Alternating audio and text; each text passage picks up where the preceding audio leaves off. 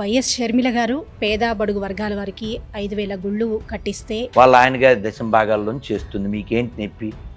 వ్యతిరేకిస్తున్నా అన్నారు కదా, దాని మీద చచ్చా. వాళ్ళ ఆయన దశం భాగాలు అడుక్కుంటున్నాడు, ఆ డబ్బులతో చేయిస్తుంది. మీకేంటి నొప్పి?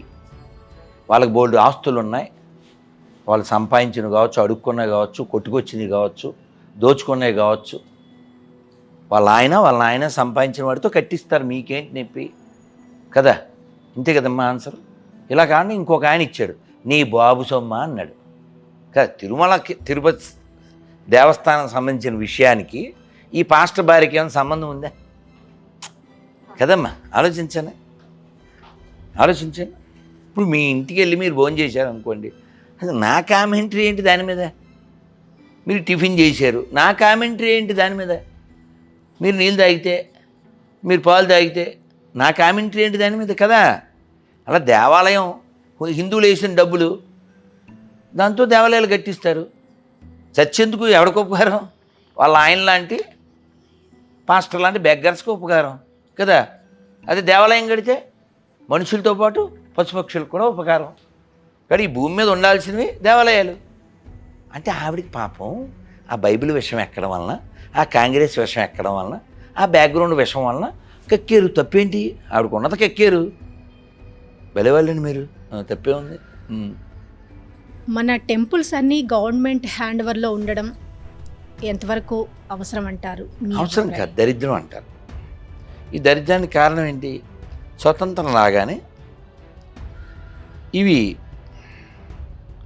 డబ్బులు, హిందువుల నుంచి డబ్బులు ఎలా కొట్టేయాలి అనే ఆలోచనతో దేవ ఆదాయ ధర్మ ఆదాయ ఓ శాఖ పెట్టి హిందువుల డబ్బులు తినేస్తూ ఉంటారు. నిన్న ఒక ఆయన దసరాకి ఊరెళ్ళొచ్చారు పశ్చిమ గోదావరి అని నిన్న కలిసి చెప్తున్నారు. విజయవాడ నుంచి ఇక్కడికి రావడానికి బస్సు టికెట్ ఎంత ఉండొచ్చు? స్లీపర్ ఏసీ ఉంటుందండి, 1,000 నుంచి 1,200 వరకు. అంతే కదమ్మా. 2,400 అంట. ప్రైవేటీ కాదు, గవర్నమెంట్ కూడా, అదే ఆర్టీసీ కూడా ఇంకా తక్కువ ఉంటుంది కదా. ఇంకా ఎక్కువ, 60%. అది కూడా ఇక్కడ మన తెలంగాణ అసెంబ్లీలోనే ఎక్కడో ప్రకటించారు. 60%, 50%. ఎవరో అడిగారు నన్ను, పాపం వాళ్ళ పెంచకపోతే పాస్టర్లకు జీతాలు ఎక్కడ ఇవ్వాలి, మౌజన్లకు జీతాలు ఎక్కడ ఇవ్వాలి, రంజాను తోఫాలు ఎక్కడ ఇవ్వాలి కదా? మన గుళ్ళో డబ్బులు వస్తేనే కదా వాళ్ళు పండగలు చేసుకోవాలన్నా, వాళ్ళకి ఏదన్నా స్కీములు పెట్టాలన్నా. కాబట్టి గుడి చల్లగా ఉన్నంతసేపు ఇలాంటివి చేస్తూ ఉంటారు. కాబట్టి గుడి ఎవరి చేతుల్లో ఉండాలి?